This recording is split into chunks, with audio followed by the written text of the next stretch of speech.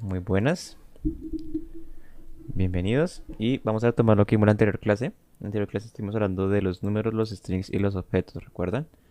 Con respecto a los números, pues voy a hacer eso un poco más grande. Habíamos aclarado que JavaScript pues no maneja distintos tipos de datos, sino que por defecto siempre maneja los números como si fueran un double, ¿no? Maneja el floating point de 64 bits y que nos permite tener 15 dígitos enteros. Después de los 15 dígitos ya JavaScript no lo interpreta del todo bien, empieza a redondear un poco los números. Igual con estos números de acá, pues no los va a mostrar de esta manera. También hemos dicho que tiene un límite de decimales, que en este caso es 17, y que una suma tan sencilla como esta de 0.1 más 0.2 igualmente nos iba a enseñar un reguero de decimales. Y pues cualquiera diría, no, pues no sé por qué lo hace, pero pues JavaScript siempre busca esa parte de la precisión y nos va a mostrar todos esos decimales innecesarios que pues de esta manera no podemos necesitar. Así que de esa forma planteamos un ejercicio de un bino y evidentemente supimos cómo librarnos de esos decimales multiplicando por 100 y viendo por 100 la operación que incluyera los decimales. De la misma manera utilizamos el mat.round para ser un poco más precisos a la hora de manejar esos decimales, porque pues en este caso solo teníamos uno, pero en caso de que fueran más, puede que el mat.round nos facilite mejor esa cuestión. Y teníamos dos formas de arreglar este problema de los decimales. También buscamos la manera de cómo mostrar la n cantidad de decimales que quisiéramos, en este caso con el método toFixIt sobre un número. Podríamos aquí en el parámetro indicarle cuántos decimales queremos que se enseñe de ese número. Y eso nos va a retornar en un string que luego vamos a poder ver sin ningún problema. Entonces si corríamos esto por acá, hemos arreglado pues un número más largo a simplemente dos decimales, que es un formato mucho más cómodo de ver. Hablamos también del casting, que podemos cambiar tipos de datos string a numéricos. Y para eso podemos utilizar parsefloat, number o parseInt. Y pues tanto number como parsefloat nos convierte a tipo number. ParseInt también lo hace tipo number, pero nos deja nomás los números enteros de lo que sea que vayamos a transformar. Mientras que parsefloat y number nos dejan los decimales. Esa es la diferencia entre esos dos. También descubrimos que con JavaScript podemos cambiar rápidamente las bases de un número. En este caso este número estaba en base 10. Lo pasamos con el método toString y la base que queremos pasarlo. Con eso lo convertimos a binario. Y si mostramos esto, pues nos va a aparecer el mismo número en binario. Y asimismo podemos hacerlo con hexadecimales. Como tenemos este caso de acá, teníamos un hexadecimal. Si lo enseñamos va a aparecer en decimal. Y si lo ponemos en binario, pues va a aparecer en binario. Lo mismo hicimos de decimal a hexadecimal en este caso y comprobamos que de todas las maneras funciona perfectamente. Hablamos también de los exponenciales, que son otros tipos de números mucho más grandes o mucho más pequeños que igualmente JavaScript puede interpretar. No tan bien como ya hemos dicho antes. Y hablamos de dos entidades muy curiosas que son el NaN o el Not a Number, que surge cuando intentamos operar un número con algo que no se puede operar, como por ejemplo un string. Nos va a retornar ese NaN. Y hablamos del infinity, que es la representación de una operación que da un número muy cercano al infinito, o sea, un número que no puede trabajarse, es imposible trabajar o interpretar ese número. Entonces siempre nos va a regresar el infinity. No nos va a regresar un error, sino un infinity. Y eso fue lo que hemos aclarado con respecto a los números. Con respecto a los strings, teníamos por acá dos métodos que nos permitían tanto pasar a mayúsculas como a minúsculas, que es el toUpperCase y el toLowerCase sobre un string, evidentemente este de acá. También teníamos la propiedad de los arreglos y de los strings que se llama .length, que nos dice la cantidad de elementos que hay, ya sea en un arreglo o ya sea en un string. En este caso también nos va a contar el espacio de este nombre de acá. Entonces hay que tener cuidado cuando llamemos el .length. Habíamos hablado de cómo acceder a un carácter específico de un string a través del método char_at, en el que solo le enviamos un índice y a partir de ese índice podríamos sacar una letra de nuestro texto. En este caso con el 0 podemos acceder a la primera letra, que sería la J únicamente. Y también intentamos sacar, por ejemplo, tres letras de mi texto, en este caso la A, la B y la I, y pensamos en una solución que sería sacar letra por letra, pero no se nos hace tan eficiente como utilizar los métodos de substring y los métodos de slice, que pues precisamente son creados para eso, para poder cortar un pedazo de nuestro string. aprendimos que ambos se manejan de forma distinta. En el caso del substring, el substring le indicas el primer número como la posición en la que va a empezar el recorte, y el siguiente número del parámetro es la cantidad de números que va a contar, incluyendo esa posición, para hacer el recorte. Entonces en este caso colocamos 1, 4, es decir que se ubica en la A, que es el 1, y va a tomar la A como 1, 2, 3 y 4. Va a tomar esos 4 caracteres de aquí y los va a recortar de nuestro string. Cosa distinta a lo que hace el slice, que el slice, como lo hemos visto con los arreglos, pide también dos números, pero en este caso el primer número es el número donde va a empezar el recorte, por así decirlo, de nuevo el 1, y hasta donde va a ir el recorte, en este caso el 4, sin incluir el último elemento, que sería este de acá. Solo va a incluir esos primeros tres. Entonces ahí está la diferencia entre esos dos. También lo hablamos y aclaramos y cómo funcionaba y toda la cuestión. Por acá vimos un ejercicio que era, teníamos nuestro nombre todo en minúsculas y la idea era poder pasar la primera letra a mayúsculas, por lo que utilizamos el método char_add que habíamos visto y el toUpperCase que también habíamos visto, para poder hacer a la primera letra, ponerla en mayúscula, como se ve por acá, y luego le agregamos el resto de esto, el resto de la palabra, que sería el abierto, en este caso de aquí, con un substring desde la posición 1. Y con todo esto juntos logramos convertir ese Javier en minúsculas a un Javier con la J en mayúscula. Estamos recordando, creo que hemos visto la última clase también vimos hablamos de los objetos y hablamos mucho de los objetos. Recordando rápidamente qué fue lo que hablamos, pues habíamos dicho que un objeto es la mejor forma de representar algo de la vida real, ya que tiene características y funciones. Aquí teníamos un estudiante, en vez de tener variables regadas por el código, tenemos propiedades que nos guardan esa información y se ve mucho más presentable. Podemos acceder a una información de un objeto colocando el nombre de la variable punto la propiedad que queramos saber. También hemos dicho que no solo almacena strings y números, sino que también puede almacenar booleans. Puede tener funciones un poco extrañas, incluso una suma dentro como una propiedad. Hablamos de que podemos tener funciones metidas como una propiedad de un estudiante. En este caso, al estudiante le creamos una función como propiedad llamada presentarse, en la que la persona pues se presentaba utilizando su nombre, su apellido y su edad. Aquí aprendimos acerca del this, que es ese elemento, esa palabra reservada que nos permite orientar el scope hacia lo que estemos necesitando. En este caso estamos refiriéndonos al nombre de este elemento, que es este estudiante. Entonces, si no teníamos este this y lo dejábamos así, pues JavaScript iba a entender esto como una variable y va a intentar buscar una variable global llamada nombre, y no se va a fijar en la propiedad que tenía el estudiante. Entonces con el this ayudamos a que el programa se lograra enfocar en donde estábamos ubicados ahora mismo. Y aquí vemos un problemita que teníamos, que si colocábamos this.nombre en la declaración de una propiedad no iba a funcionar, que el this.algo siempre funciona si se encuentra dentro de una función, o al menos en este tipo de bloques de código. Si lo dejamos aquí en una declaración de una propiedad, no va a funcionar, no va a poder agarrar ese elemento. También hablamos de, bueno, aquí hicimos lo mismo que hicimos acá. Bueno, acá hablamos de que era un poco mamón, si tuviéramos que crear otro estudiante, pues tener que copiar todo esto y volver a pegarlo acá y solo cambiar los datos, ¿cierto? Entonces para eso existía algo llamado el método constructor, que nos ayudaba a agilizar un poquito ese proceso. Nos creaba esta plantilla, que es literalmente una plantilla para crear un objeto tipo estudiante, en el que le agregábamos 4 parámetros. Y esos 4 parámetros son los datos del estudiante, que van a ser asignados a 4 atributos del mismo. Y de nuevo utilizamos el this.punto para referirnos a que el estudiante iba a tener una propiedad llamada nombre, y ahí va a quedar guardado el nombre que enviáramos por parámetro, que está por acá.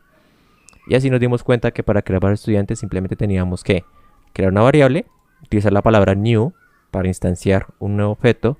¿Un nuevo objeto de qué? De la función o el método constructor que le pasáramos por acá. Y aquí le pasábamos los datos de los estudiantes que queríamos. De aquí creamos 3 estudiantes. Y aquí nos dimos cuenta que podemos acceder a los 3 estudiantes sin ningún problema. Hablamos también de que los objetos tienen algunas propiedades.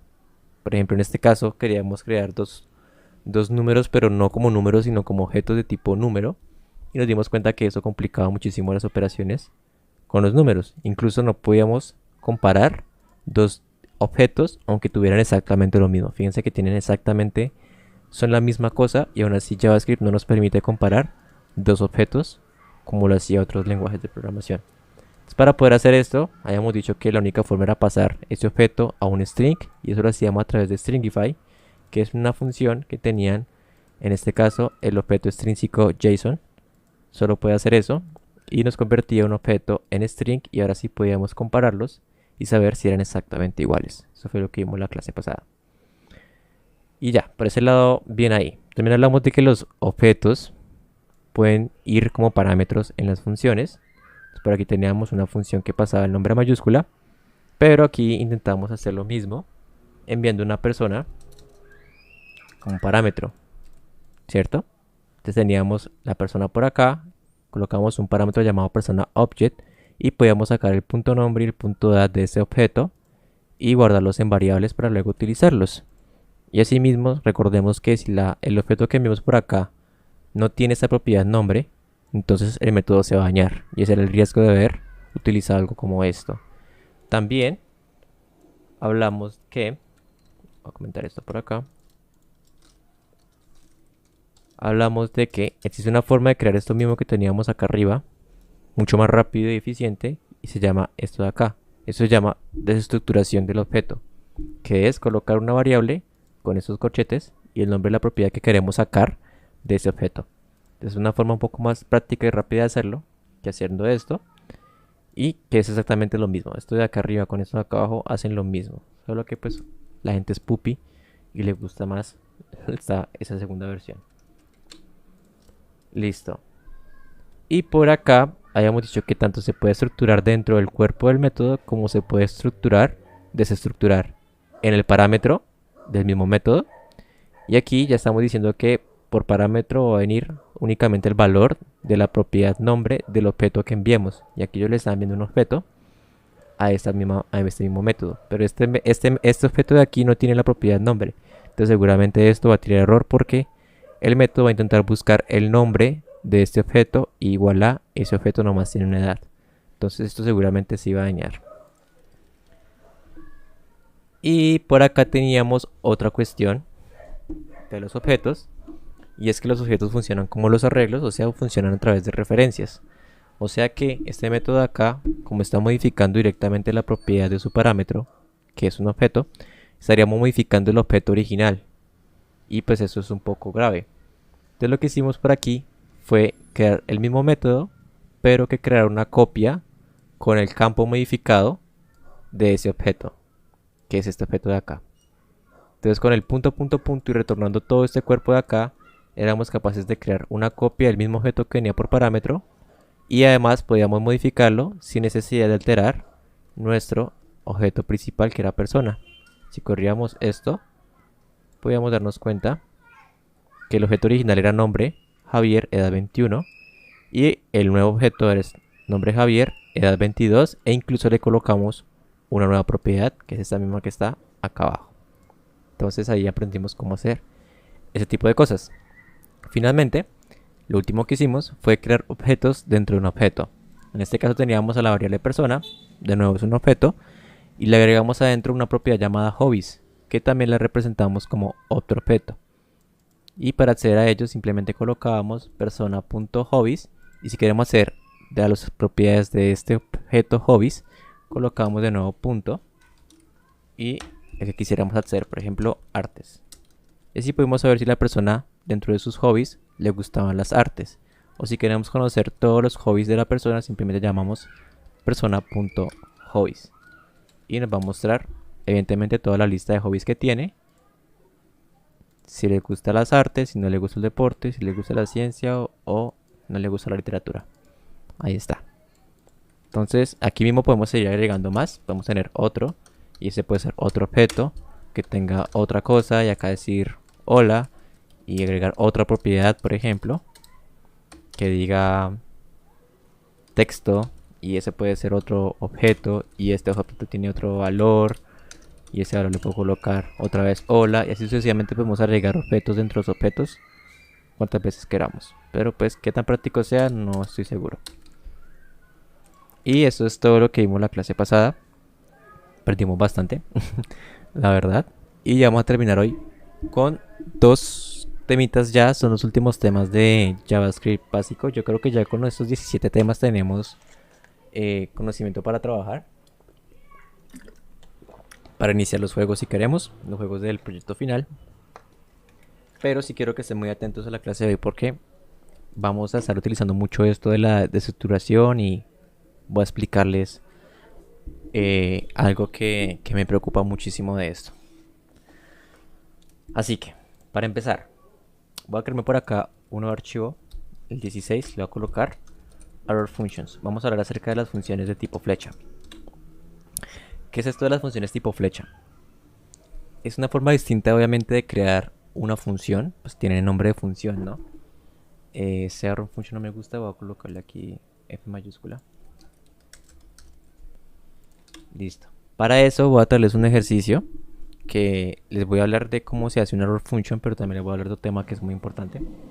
Y ya se van a dar cuenta de qué es. Voy a traerme esto por acá. ¿Qué me traje? Tengo dos objetos, ¿cierto? Uno se llama Javier, otro se llama Santiago. El primer objeto pues tiene un nombre y tiene una edad. Evidentemente el nombre de Javier es Javier y la edad es 21. En este caso Santiago, el nombre de Santiago es Santiago y la edad de Santiago es 16. Y lo que quiero hacer con estos dos elementos es lo siguiente. Quiero crear una función que me diga si la persona que estoy recibiendo por parámetro es mayor de edad o no. Simplemente quiero eso. Voy a llamarle persona es mayor de edad. ¿Vale? Y como les decía, voy a recibir una persona por parámetro. ¿Cierto? Una persona de tipo objeto. Voy a colocar persona obj para pues referirnos a que es un objeto, ¿no? Y lo que quiero que haga esta función es dos cosas muy simples. Primero quiero que me diga el nombre de la persona y me diga si es mayor de edad, en caso de que lo sea. Y si esa persona pues no es mayor de edad, pues le vamos a decir, hey, XXX no es mayor de edad. O es menor de edad, por ejemplo. Solo quiero que hagas esta función. Con lo que ya sabemos y todo lo que hemos aprendido, deberíamos estar en la capacidad de poder hacer esto, ¿cierto? ¿Qué sería lo primero que harían ustedes aquí? ¿Qué sería lo primero que harían para que esa función pues haga esto que estoy esperando acá? Recordemos que tenemos estos dos objetos que van a ser nuestra prueba. Y obviamente aquí al final lo que voy a hacer es persona. Persona es mayor y voy a pasarle aquí a Javier, obviamente, y le voy a pasar a Santiago. A ambos. Esa es la idea, ¿no?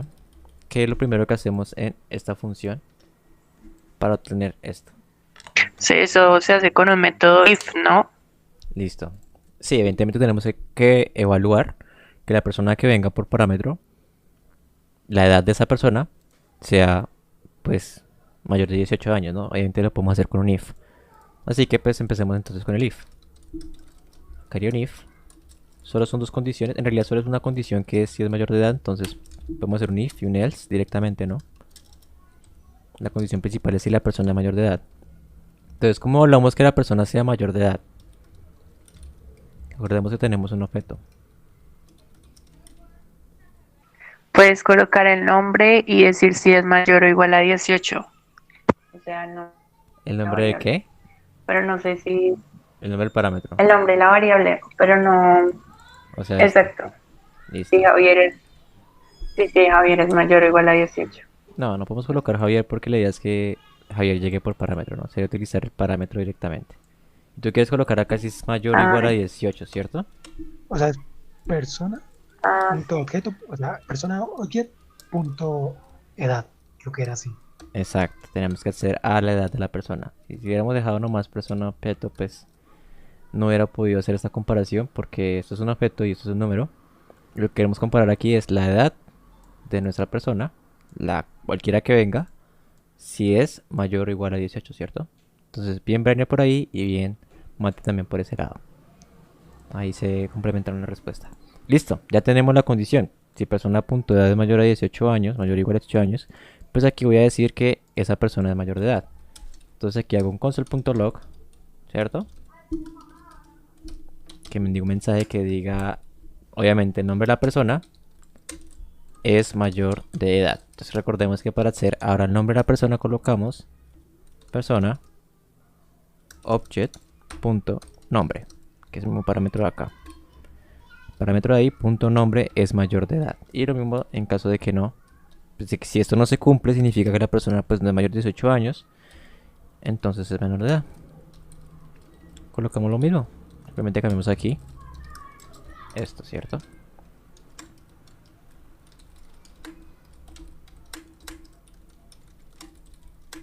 Listo. Voy a quitar todo su espacio de acá. Voy a correr esto. Y voilà, Javier es mayor de edad, Santiago es menor de edad. El método funciona perfectamente y cumple con lo que estábamos pidiendo. Bien por ese lado. Ahora, aquí donde empieza la cosa sabrosa. Nuestro método, a pesar de que es muy nice looking, o sea que se ve bastante bien, a pesar de que está muy bien estructurado, a pesar de que hace lo que tiene que hacer, nuestro método tiene un par de fallas. Y es que primero, este 18 de aquí, por ejemplo, está muy explícito, está muy marcado. ¿Qué pasaría si nuestro programa funcionara, por ejemplo, en Estados Unidos? En Estados Unidos la edad no es necesariamente 18 años. Si una persona de Estados Unidos lee nuestro código, va a decir, bueno, ¿qué rayos significa ese 18 ahí? O qué es lo que quieren hacer, o what the fuck is this, ¿no? Porque hablan en inglés. Entonces, ahí, el primero sería no dejar tan explícito este 18. Lo segundo es no dejar tan marcado, obviamente, esta condición. Esto de aquí es una condición que evalúa si lo que sea que venga, si tiene edad, pues cumple la mayoría de edad. Lo que significa que esto podemos transformarlo en una función aparte para que pueda ser utilizada por otras funciones. Entonces podemos sacar esta misma evaluación en una función afuera, ¿no? Eso es lo que haría alguien en el mundo laboral de producción. Y lo otro que tendríamos aquí es que este console.log, si se dan cuenta, se repite dos veces. Estamos técnicamente llamando una misma función dos veces. Entonces pues podríamos literalmente reducirla a solamente una llamada. Entonces podemos cambiar también eso. Simplemente en algo tan sencillo como esto, nos demos cuenta que hay varias cosas que considerar. Así que empecemos. Voy a dejar esto como una versión inicial de nuestro ejercicio. Y se van a dar cuenta cuánto va a cambiar después de todo lo que vamos a hacer ahora. Voy a hallarme todo. Voy a hallarme exactamente todo por acá. Y voy a colocarlo acá abajo. ¿Vale? Primero que vamos a hacer es sacar esta condición de aquí que no me gusta. Voy a sacarle de ahí. Y voy a hacer una función al quien yo le envíe una persona objeto y haga lo mismo. Entonces voy a crear la función por acá que diga es mayor de edad. Fíjense que como el método se llama o empieza por esta palabra es, siempre que una función empiece por es algo o es mayor que o es esto o aquello, siempre que empiece por es, significa que es una función que retorna un boolean. Recuerden, incluso en inglés hay siempre las funciones que retornan boolean o hacen comparaciones que comienzan por is empty, por ejemplo, o is full o is algo. Siempre empiezan por is. Entonces aquí en este caso esta función pues nos va a retornar evidentemente la comparación que estamos haciendo. Voy a retornar esto. Y acá obviamente voy a recibir una persona por parámetro. Voy a colocar simplemente persona porque ya sabemos que es una persona. Incluso podemos, bueno, dejemos la persona por ahora. O edad. Queda mejor, no, démoslo persona. Y aquí persona.edad es mayor o igual a 18. Y aquí en vez de colocar pues esto aquí mismo, puedo colocar acá si es mayor de edad la persona que viene por parámetro. Fíjense que es mucho más legible nuestro código ahora. Entonces va a mandar este mensaje. Vamos bien hasta ahí, ¿no? Habíamos dicho que este 18 de aquí no lo queríamos tan explícito. Entonces lo que podemos hacer es crear por acá arriba una constante que se llame mayoría de edad y sea 18. Recordemos que para crear constantes colocamos todo en mayúscula y son más de una palabra, colocamos el guión al piso, ¿no? Y aquí en vez de colocar 18 colocamos mayoría de edad, ¿cierto?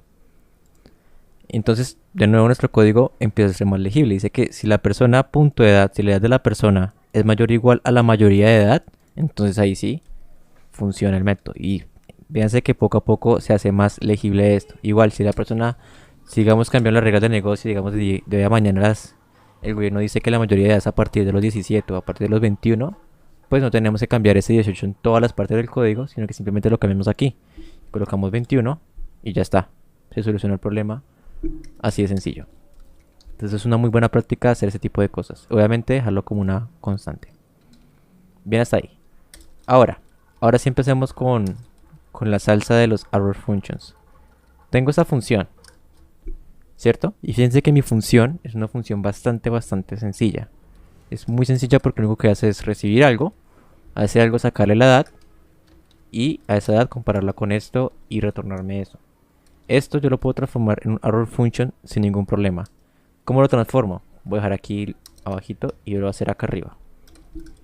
Para transformar esa función a arrow function, que significa función de flecha, hay que hacer lo siguiente, y es muy sencillo, se van a dar cuenta. Lo primero que hay que hacer es pasar esta función de declarativa, como está acá, a una función de expresión. ¿Se acuerdan cómo eran las funciones de expresión? Que colocamos var, aquí colocamos mi función, le colocamos igual y colocamos aquí una función anónima. Y aquí hacía cualquier cosa, como por ejemplo retornar hola. Eso es una función de expresión, que lo vimos en los tipos de funciones que hay. Eso todavía no es una arrow function, es función de expresión, función declarativa. ¿Por qué es declarativa? Porque empieza por la palabra function, porque es de expresión, porque se guarda en una variable, ¿cierto? Pero así comienza la declaración de una arrow function, de esta manera. Entonces, en vez de hacer todo esto, lo que voy a hacer es llevarme esto de acá, pegarlo aquí, voy a colocarla dentro de una variable, y esa le va a llamar exactamente igual, lo va a llamar es mayor de edad. O sea que va a quitarme esto de aquí, va a colocarla aquí al principio, va a colocar que es igual a una función que recibe una persona y hace esto. Bien, hasta ahí. Ya hicimos el primer paso, que es crear una variable o una función de expresión. Primera anotación importante, siempre que queramos crear funciones de expresión, en vez de utilizarlas en un var, acostumbremos a dejarlas en un const. Porque ya se entiende que si es const y tiene esto, es porque es una función, ¿no? Siempre que una variable tenga un const así y no venga en mayúscula, significa que no es una constante, sino que es una función. Entonces la gente ya está muy acostumbrada a eso, y siempre que hagamos funciones de expresión utilicemos const. Siempre. Ahora, segundo paso, en vez de colocar función aquí, vamos a quitarlo, y después del parámetro voy a agregar un igual y ese símbolo. Ese símbolo que parece una flecha. Si se fijan, y si me pone encima me dice que es una función. Así ya hemos creado una función de tipo flecha. ¿Por qué es de tipo flecha? Pues porque fíjense, literalmente es una flecha ahí. Entonces, ¿qué es lo que fue lo que hicimos? Le quitamos la palabra función, dejamos solo el parámetro, el simbolito de la flecha y dejamos el cuerpo de la función. Entonces, las partes. Aquí sería la variable o la constante, el nombre de la función, acá irían los parámetros. Aquí irían los parámetros, aquí la flecha y luego el cuerpo del método. Voy a separar esto un poco más para que lo sea un poco más visible. Aquí está la flecha, aquí está el cuerpo del método, aquí está la constante y por aquí está el nombre, ¿cierto? Esas son las partes de una función de tipo flecha. La constante, el nombre de la constante o de la función, que es lo mismo, los parámetros que tiene esa función, la flecha, que es lo más importante, y luego sigue el cuerpo de mi método. Ahora, algo muy importante aquí que hay que tener en cuenta con este tipo de funciones, voy a pasar esto aquí abajo para que sigamos trabajando con él como veníamos. Algo muy importante y chévere de estas funciones es, básicamente la razón por la cual existen, es que si por ejemplo nuestro método solo tiene un return adentro, fíjense que este método solo tiene esta línea de código, si se fijan, solo tiene eso, solo hace eso, solo tiene una línea con un return. Entonces nosotros podemos quitarle los corchetes a esto, quitarle la palabra return y dejarla así. Si se dan cuenta, esto ya si no me está tirando error, lo entiende perfectamente y funciona exactamente igual. Entonces, aquí lo que hice fue quitarle la palabra return, el corchete, y simplemente dejar el código como venía. Esas son las partes de un arrow function, y así es como se ve un arrow function en realidad. ¿Por qué la gente lo hace? Porque fíjense, hemos creado una función y literalmente una línea de código y funciona exactamente igual, o sea, no tiene ningún lío, ningún problema. Entonces dirán, bueno, ¿qué pasa si yo tengo dos parámetros? Pues aquí sencillamente coloco coma y coloco el otro parámetro y ya está. Cero problemas. Incluso aquí, como nuestra función solo tiene un parámetro, nosotros podemos quitarle estos paréntesis de acá. Y la función todavía pues, funciona. Ya entiende que esto que viene aquí es un parámetro. Y bueno, ¿qué pasa si nuestra función no tiene parámetros? Pues simplemente colocamos los paréntesis vacíos y lo va a entender igualmente. ¿Sí se fijan? Entonces, súper chévere ahí. Voy a dejarle obviamente el parámetro persona porque es nuestro objeto. Y de nuevo, que es lo que es, incluso ustedes lo pueden leer. Tengo una constante, en este caso una función, porque cons variable, función, ¿sí? Tengo una función llamada es mayor de edad, que recibe una persona y a esa persona le voy a sacar la edad y le voy a comparar si es mayor o igual a la mayoría de edad. Y esto, como ya no tiene la palabra return y es solo una línea de código, ya así lo interpreta como un return. Ya sabe que esto lo va a retornar por defecto. Y esto de aquí es un arrow function. ¿Qué más podemos hacer con esto? ¿Ustedes se acuerdan de la desestructuración del objeto, cierto? Que aquí teníamos un objeto y podíamos colocarle estas cositas de acá, ¿recuerdan? Para estructurarlo. Y lo podemos colocar incluso como parámetro. Aquí podemos hacer lo mismo. Aquí podemos, como ya sabemos que lo que vamos a pedir de la persona es su edad, yo puedo desestructurar de una vez el objeto desde aquí. Y en vez de colocar persona, aquí tengo que colocar esto, la edad. Pero aquí sí me tengo que colocarle los paréntesis. O sea, ya es obligación. Ya tengo que dejárselos. Y aquí en vez de utilizar persona.edad, simplemente voy a colocar edad. Entonces la edad te venga del objeto que venga por parámetro. Si esa edad es mayor o igual a mayoría de edad, pues voy a retornar la comparación. Y aquí ya quedó supremamente más sintetizado nuestra función principal. Entonces esta la voy a dejar comentada y voy a utilizar la segunda, que es esta de acá. Entonces voy a volver a correr acá. Tengo mis dos objetos, tengo la mayoría de edad, tengo mi función que evalúa si lo que venga, si el objeto que venga tiene edad, y si tiene edad, pues si es mayor de edad. Y tengo la función que me dice esa persona de mayor de edad. ¿Listo? Entonces voy a volver a enviarle Javier y Santiago. Voy a correr esto. Y aquí está, Javier es mayor de edad, Santiago es menor de edad. Funciona exactamente como lo dejamos. Así que ya hemos sintetizado un poquito mejor nuestro código y está un poquito más profesional, por así decirlo. Ahora, lo mismo podemos hacer con este if-else de aquí. ¿Ustedes se acuerdan que el if-else tiene una forma de crearse que se llama el operador ternario? Que es este de aquí, que lo hacíamos en el ejemplo cuando aprendíamos sobre if, de una persona que si puede entrar al bar, tiene que tener más de 18 años y decíamos puede entrar al bar, o que si no, decíamos lo siento, no puedes entrar al bar. Pues podemos utilizar de nuevo este operador ternario y ajustarlo a nuestro método. Entonces voy a ir por acá y recordemos que el operador ternario tiene una condición, el signo de pregunta, lo que sea que pasa si es true, dos puntos, lo que sea que pasa si es false, ¿cierto? Esas son las partes de un operador ternario. Entonces, teniendo en cuenta nuestra condición, vamos a hacer lo mismo. Voy a colocar aquí la condición, que es esta misma. Voy a colocar acá. Llevarme esto. ¿Es mayor de edad tal persona? Voy a preguntar. Si es así, entonces voy a mostrar este mensaje de aquí. ¿Cierto? Y si no, o sea, dos puntos, voy a mostrar este mensaje de acá.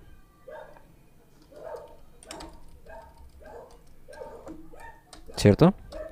Y hemos ahorrado técnicamente 8 líneas de código a una única línea de código. Listo. Eso obviamente como es un mensaje tenemos que guardarlo en alguna parte. Entonces voy a crear acá let. Recordemos que let es para crear variables dentro de funciones. Empecemos a acostumbrarnos a ese tipo de escritura. Voy a colocar acá mensaje final. Va a ser igual a esto. Y yo al final lo único que voy a hacer es console.log de ese mensaje final. Y eso es todo. Incluso creo que acá puedo dar enter y no hay ningún problema. ¿Sí? Es re loca esa cuestión. Voy a quitar esto y hemos cambiado totalmente la estructura de nuestra función. Ahora es literalmente un poquito más legible, más entendible para la gente que trabaja. O sea, la gente que trabaja JavaScript ahora mismo en la industria, right now, escriben funciones así. Y no se les vaya a hacer raro cuando vayan a entrar a GitHub a buscar un proyecto de alguien y encuentre vainas como estas, porque así es la forma en la que la gente está programando hoy en día. Y ojo, no estoy diciendo que esté mal que programemos así como teníamos antes, o sea, no hay ningún problema. Si para ustedes que están aprendiendo, que están iniciando en esto de aquí es mucho más legible, entendible y fácil de utilizar, háganlo. Pero lo que yo estoy haciendo aquí es mostrarles cómo es en realidad que están empezando a escribir código en las empresas, y es así. con cosas como estas, en un ejercicio tan sencillo como esto. Y si se dan cuenta, la diferencia es notoria. O sea, tenemos aquí una línea de código, acá tenemos 4 líneas de código y esto que es literalmente ejecutar. Ahora fíjense en lo que teníamos antes. Teníamos todo este reguero acá, más otra función que estaba por ahí que se me olvidó dejarla. Sí, la de... Ah, no, ni siquiera tenemos otra función, teníamos eso aquí metido de una vez. Entonces fíjense que aquí fail por eso. Y aquí pues eso ya tenemos. Y funciona, pues obviamente va a funcionar. Voy a correr esto acá. Me voy a bajar esto para que... Y voy a correr esto. Y va a funcionar sin ningún problema. Javier es mayor de edad, Santiago es menor de edad. Si le cambio la edad a Santiago, por ejemplo 18, ahora ambos van a ser mayores de edad.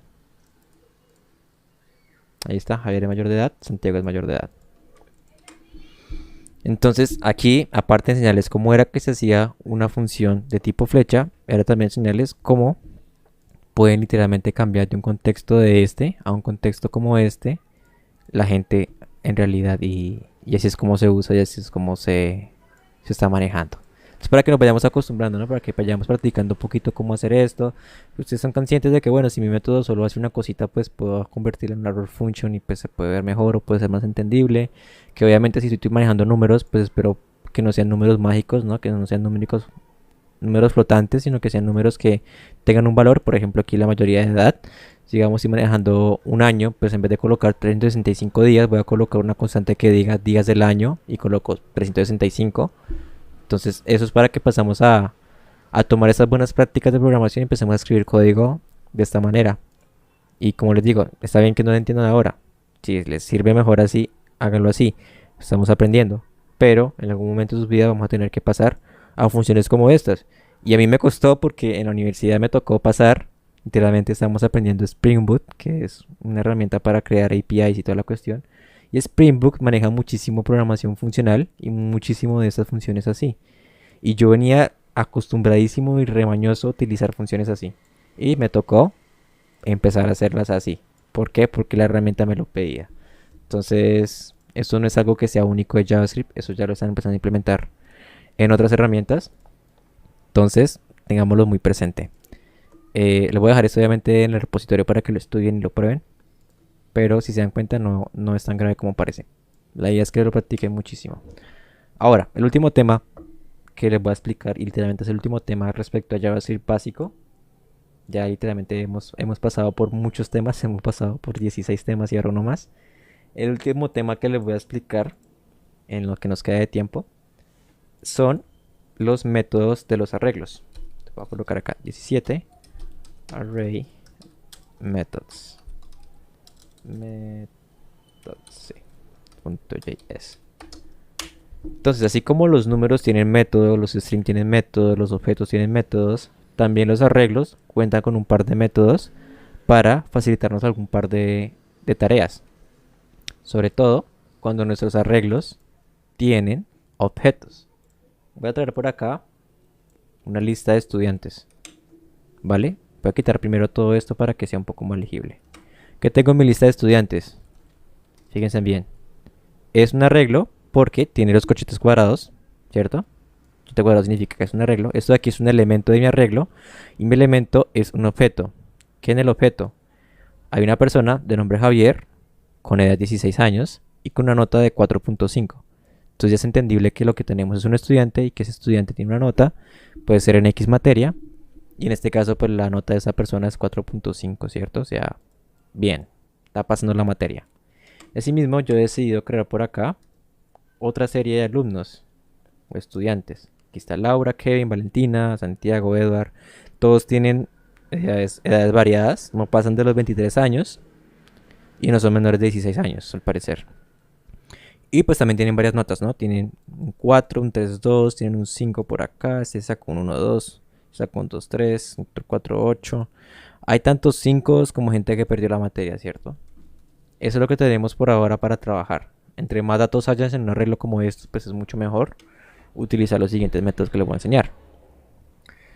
¿Cuáles son los métodos que les voy a enseñar? ¿Qué pasaría si nosotros quisiéramos, de toda esta lista, que nos apareciera únicamente los estudiantes que pasaron la materia? ¿Cierto? Que todos los estudiantes cuya nota haya sido mayor o igual a 3. Entonces, ustedes dirán, bueno, yo tendría que hacer un for, pasar por cada uno de mis elementos, a cada elemento sacarle la nota, y luego la nota ponerle un if que diga nota es mayor o igual que 3. Si es así, entonces yo saco mi objeto y lo meto o hago una copia de él en otro arreglo y voy metiendo varios elementos hacia otro arreglo y al final retorno pues el arreglo final con todos los estudiantes, ¿cierto? Y así contándolo es un poco engorroso todo el proceso. Para ello existe un método conocido como filter o filtro. Y se van a dar cuenta que manejar estos métodos es muy sencillo. O sea, pongan atención, si ustedes logran entender el filter, van a poder entender todos los métodos que vengan porque literalmente son casi lo mismo. ¿Cómo utilizamos filter? Colocamos el arreglo, en este caso, recordemos que es estudiantes, voy a colocar estudiantes. Como es un método de arreglo, pues voy a colocar punto y voy a colocar aquí el método que sería filter. Filter me va a pedir, si vemos acá, pues ahí aparece un poco de vainas. Pero lo que en realidad me va a pedir, y lo único que me va a pedir es una condición. Vale, aquí el parámetro me va a pedir una condición. Pues ¿qué condición queremos nosotros? Que la persona tenga una nota mayor que 3, ¿cierto? Esa es nuestra condición. Pero ojo, esa condición no puede venir como la condición que siempre manejamos. Esa condición tiene que venir en forma de función. Ustedes miran, pero bueno, yo como que una condición en forma de función. Mire, es súper sencillo. Es literalmente crear una función cualquiera. Le voy a colocar acá, pasó la materia, ¿cierto? Como estamos evaluando estudiantes, pues va a enviar un estudiante por parámetro.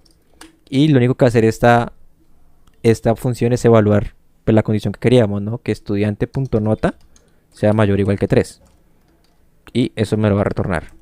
Y esto de aquí, muchachos, es una condición en forma de función. Así que lo único que tenemos que hacer ahora, aquí en filter, es pasarle esa función.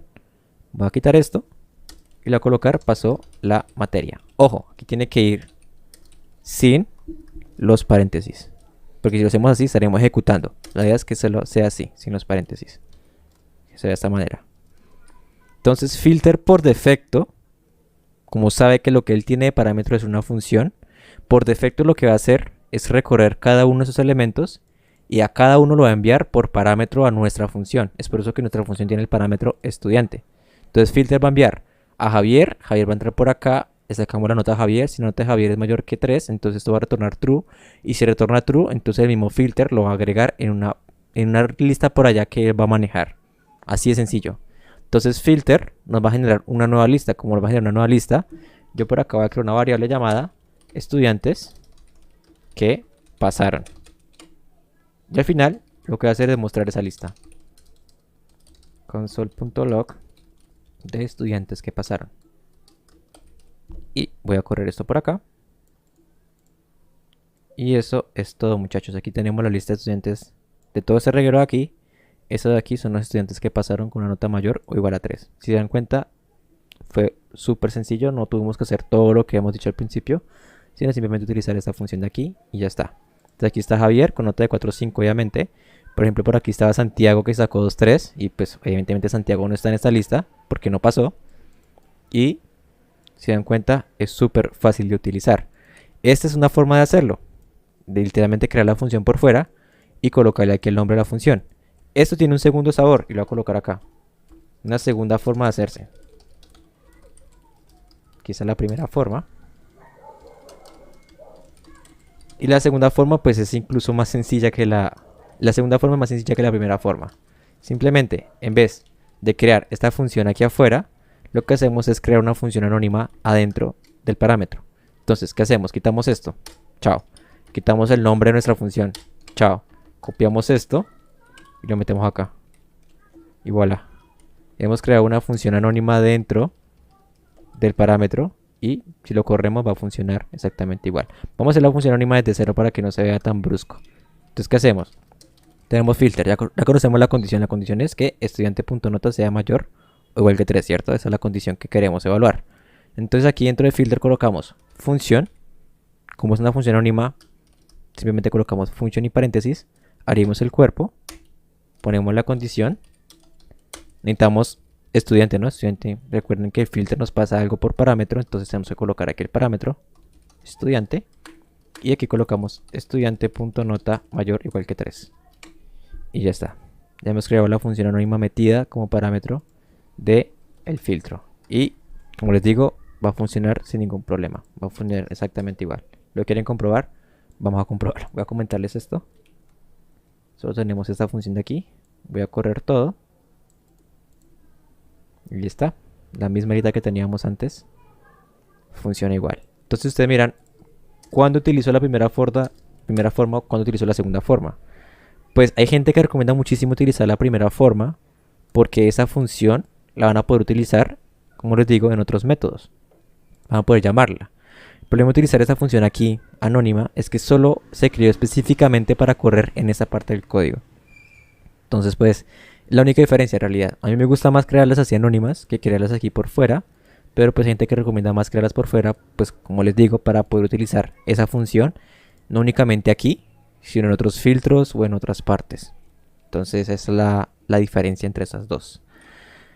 Y si se dan cuenta, así de sencillo hemos creado un filtro a nuestra lista de estudiantes. Entonces ustedes pueden tener aquí no solo una lista de estudiantes, sino pueden tener una lista de productos, por ejemplo.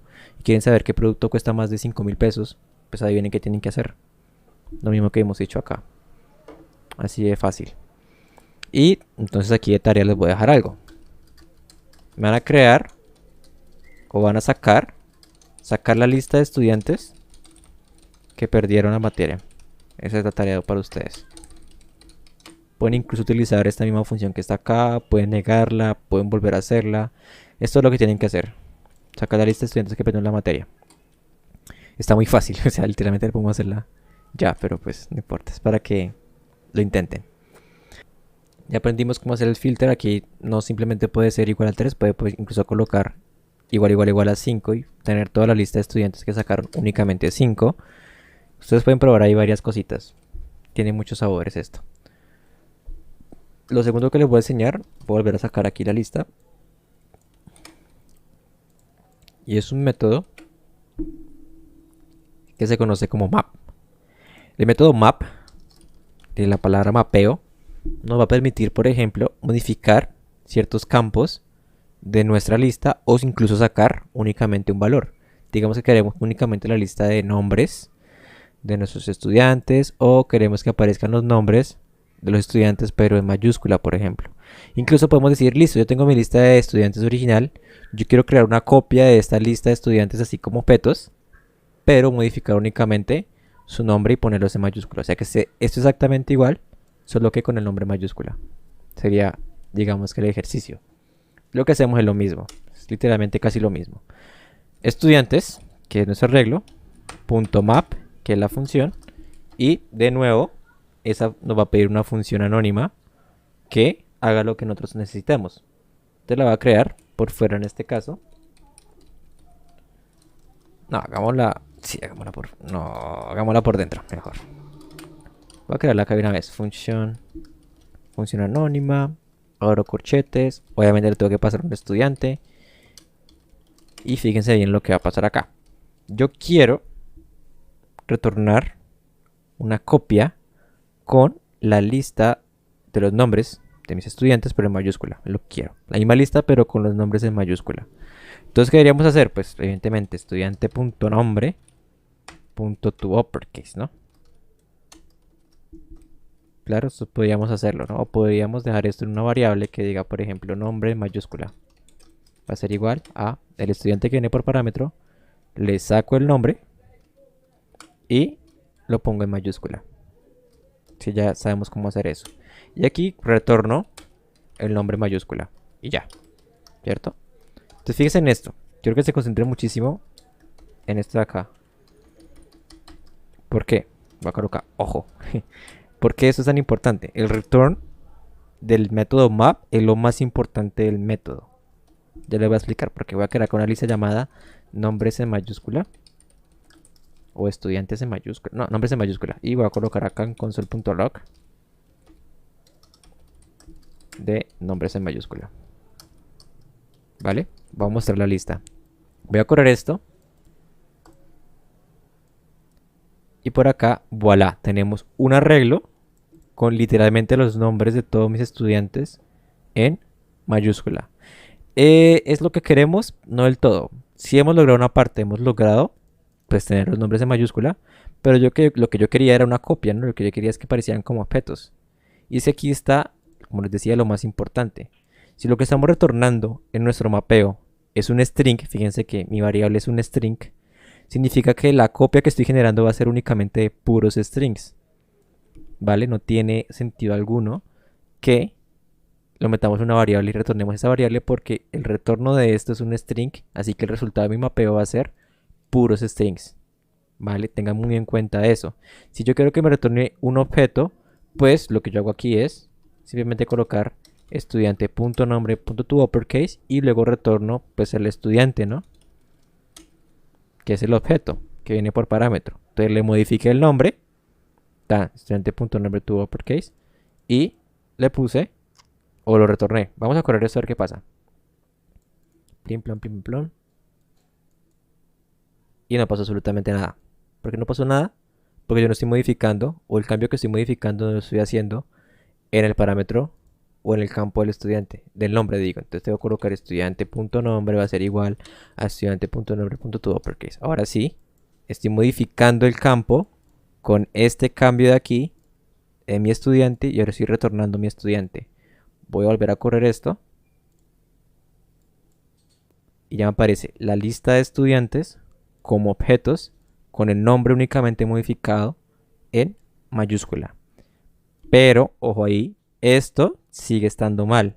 Se miran, pero ¿por qué, Javier? Si ya está lo que usted quería. O sea, no quería esto. Les dije, sí, sí quiero precisamente eso. Pero mi lista original de estudiantes la quiero intacta. Si vamos a revisar la lista de estudiantes y la lista nueva, vamos a ver. Ambas están modificadas. Tanto mi lista original como mi lista copia. Y eso es lo que yo precisamente no quería. ¿Y por qué pasó esto? Pues lo mismo. Los objetos funcionan como referencia y aquí lo que hicimos fue modificar directamente la referencia estudiante, que es literalmente mi lista de cada elemento de este arreglo. ¿Vale? Entonces, cada elemento de este arreglo yo lo estoy modificando directamente, no estoy creando una copia, estoy modificándolo por encima de mi lista original. Y además de que lo estoy modificando aquí, estoy creando una copia que va a mostrar pues obviamente acá, ¿cierto? No estamos haciendo nada con esto. Entonces aquí es donde nos preguntamos, bueno, entonces ¿cómo creo yo una copia de un objeto modificado? Y les digo, muchachos, ¿ustedes se acuerdan de la anterior clase de objetos que hicimos precisamente eso mismo acá? Utilizamos un return, colocábamos 3 puntos, el objeto por parámetro y hacíamos el cambio. Pues adivinen qué, lo mismo tenemos que hacer acá. Entonces, en vez de todo este chorrero que tenemos aquí, que lo voy a comentar, voy a colocar return, abro corchetes, hago una copia de mi estudiante, que viene por parámetro, coma, coloco el campo que quiero modificar, en este caso nombre, y el nombre va a ser igual a estudiante.nombre toUpperCase. Esto no va con punto y coma, listo. Ahora sí, el retorno de mi mapeo es un objeto que tiene la copia del objeto que viene por parámetro, que es cada uno de estos, y a cada uno de estos le estoy modificando el nombre por su mismo nombre, pero en mayúscula. Voy a correr esto acá para verificar si se modificó la lista inicial. Y aquí tenemos la lista inicial intacta y la lista con los nombres en mayúscula. Si se fijan, well done, bien hecho, cracks. Listo, gente. Entonces, si quieren hacer pruebas, si quieren hacer experimentos, si quieren, por ejemplo, mostrar, no sé, únicamente la edad o simplemente la nota o colocar otras cosas ahí, pueden intentar con el mapeo. Recuerden que lo más importante del mapeo es el retorno. Y recuerden también que si quieren hacer algo como tipo, quiero retornar nomás los estudiantes que pasaron la materia, el nombre de los estudiantes que pasaron la materia en mayúscula. Fíjense que estamos haciendo dos cosas. Primero estamos filtrando por la nota, los que pasaron, y luego estamos mapeando por el nombre. Las dos cosas no las pueden hacer al tiempo, no las pueden hacer aquí dentro porque no les va a funcionar. Si dirán, bueno, ¿qué pasa si yo coloco aquí una condición que diga si el estudiante.nota es mayor que 3 y luego le retorno el estudiante con el nombre mayúscula? ¿Qué pasaría? No le va a funcionar, gente. O sea, no va a funcionar porque ya lo probé y no le va a funcionar. Entonces, lo que en ese caso ustedes quieren probar varias cosas al tiempo, lo mejor es primero filtrar y luego resultado del filtrado, por aquí, estudiantes que pasaron, a esta lista sí hacerle el mapeo. Siempre es primero hacer una cosa y luego la otra. No intenten hacer las dos cosas al mismo tiempo dentro de un mapeo porque no va a funcionar como ustedes esperen. Así que espero que hagan muchas pruebas con eso para que se empapen mejor de cómo funciona. La tercera función que les voy a enseñar, voy a volver a copiar todo esto de aquí, se llama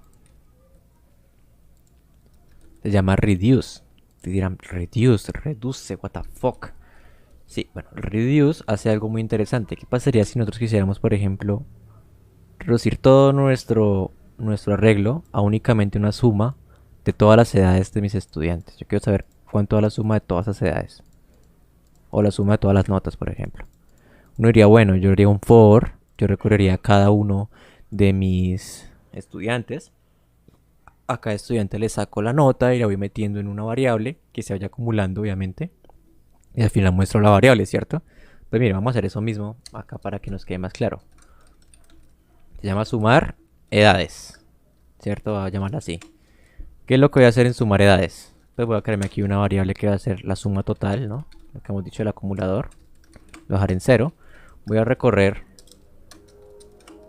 a cada uno de mis estudiantes. Lo puedo hacer por un for of o lo puedo hacer por un for normalito. Voy a hacerlo por un for normalito para que recordemos cómo es. Variable i igual a 0 y menor que estudiantes.length, ¿cierto? Y más, que es lo que va a iterar. Yo por acá puedo hacer lo siguiente. Puedo decir que suma total va a ser, o sea, incrementar en estudiantes en la posición i punto edad. Entonces recordemos que con estudiantes en la posición i estamos accediendo al primer estudiante y así sucesivamente a todos los estudiantes cuando esto itere. Y aquí estoy sacando el estudiante, o sea, estoy sacando acá a Javier como objeto. Y diciendo que a Javier le saque la edad, o sea, a sacar 16. Y el 16 se lo va a sumar a suma total, ¿vale? Es lo que estoy haciendo ahí en ese momento. Y al final lo que quiero que diga es que me digo mensaje como el total, aquí así, el total de la suma fue de, y colocamos aquí, suma total. ¿Cierto? Voy a correr esto. Pum, pum. Y me dice que nada. ¿Por qué? Porque yo no ejecuté la función. Sumar edades. Ahora sí. Corramos. Ahí está. El total de la suma fue de 211 pues años. No, me faltó colocar acá años. ¿Cierto? Esto que hicimos acá, de nuevo, se puede hacer de una manera mucho más fácil, más sencilla, con el método reduce. Entonces voy a tener esto aquí para que lo tengamos muy presente. Y que es lo que hay que identificar de acá. El acumulador que está aquí. Quiero que se fijen en él. El acumulador. Y técnicamente la función como tal es esto, ¿no? Sumar. La función. Que sume la edad y la meta en esa variable, ¿no? Y al final lo que hacemos es mostrar esto. Y la iteración, que pues ya sabemos cómo funciona la iteración. Entonces vamos a hacer lo mismo con un reduce. Se van a dar cuenta que es incluso más fácil de hacer. Colocamos de nuevo, estudiantes, nuestro arreglo, punto, reduce, listo. Reduce, ¿qué nos va a pedir? Nos va a pedir dos cosas. Primero, la función, típico, una función como lo hace el map, como lo hace el filter. Nos va a pedir una función y nos va a pedir un segundo parámetro. Y ojo, el segundo parámetro es muy importante. El segundo parámetro, por lo general, es un 0. Pero ¿por qué es un 0? El segundo parámetro es el número por donde va a iniciar el acumulador. Entonces fijémonos aquí, nuestro acumulador empieza en 0. ¿Se acuerdan? Entonces ese número de aquí es el número por el que va a empezar el acumulador que vamos a utilizar. De aquí va a ir una función, entonces voy a crear la función por aquí abajo. Le voy a colocar reducir edades. Le voy a colocar así. Obviamente recibe, ojo, acá esta función es diferente. Esta función no recibe únicamente un estudiante, sino que recibe dos cosas. Primero, el primer parámetro es el acumulador como variable. Te voy a colocar suma total para que nos recordemos, ¿no? O sea, no es este mismo, ¿no? Este solo funciona aquí adentro. Pero lo voy a llamar igual para que sepamos que es el mismo acumulador, ¿no? Pero no es el mismo, este solo funciona aquí, ¿vale? Este es uno inventado por mí ahora. Coloco el acumulador y coloco el estudiante, obviamente, que va a iterar, ¿no? El estudiante. Y lo único que voy a hacer aquí es retornar ese acumulador, como viene, con la suma, o sea, la misma función que teníamos acá, estudiante.edad, y ya. Eso es todo. Ojo, no estoy colocando más igual. Fíjense muy bien en eso. Estoy colocando literalmente más. Porque por defecto este return se va a volver a guardar dentro de suma total de mi acumulador. Eso por defecto se está guardando en esto. Entonces, eso mismo que estamos haciendo acá, lo estamos haciendo acá. Entonces aquí estoy llamando de nuevo el valor de suma total y le estoy sumando la nueva edad. Y esto me lo va a guardar de nuevo en suma total. Eso es lo que hace este método aquí. Y aquí lo único que hago es colocar reducir edades. Y ya, acá coloco un array que diga total. Y eso fue todo. Entonces nos ahorramos todo esto de aquí y lo hicimos en esto de acá. Súper fácil. Voy a correrlo porque usted dirá, no le puedo creer que usted me esté haciendo eso.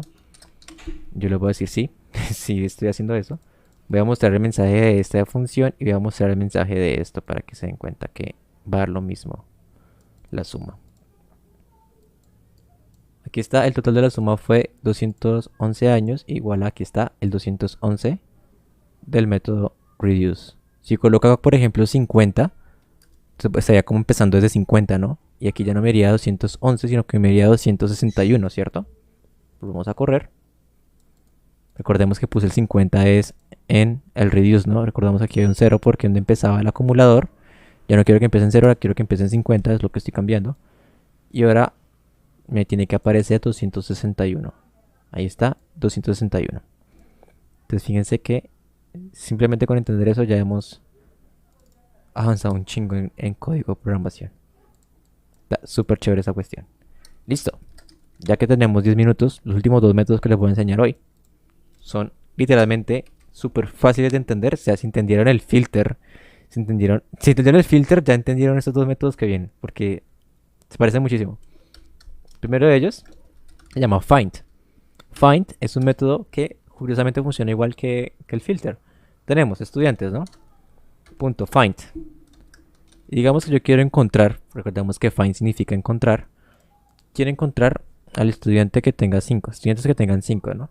Entonces lo mismo, voy a hacer una función anónima acá que va a recibir un estudiante por parámetro, porque recordemos que este find también itera y nos envía por parámetro cada uno de esos estudiantes. Voy a volver a bajar esto. Acá el find vuelvo itera, coge cada uno de estos y nos los envía por parámetro. Entonces aquí lo recibimos y retornamos si estudiante punto no sé, nota es exactamente igual a 5. Vale, eso lo vamos a meter ahora en una variable que diga estudiante con 5 y lo que voy a hacer aquí es mostrarla console.log de estudiante con 5. ¿Qué es lo que va a pasar con find? ¿Cuál es la diferencia de find entre filter? Voy a correr esto. Pam, pam, pam, corrí. Pum, ahí está el resultado. Me apareció un resultado, me dice Valentina, edad 22, nota 5. Y ustedes dirán, bueno, ¿será que solo Valentina sacó 5?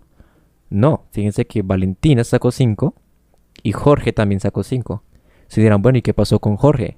Pues esa es la gran diferencia entre filter y find. Find le va a encontrar la primera respuesta, la primera solución a su condición.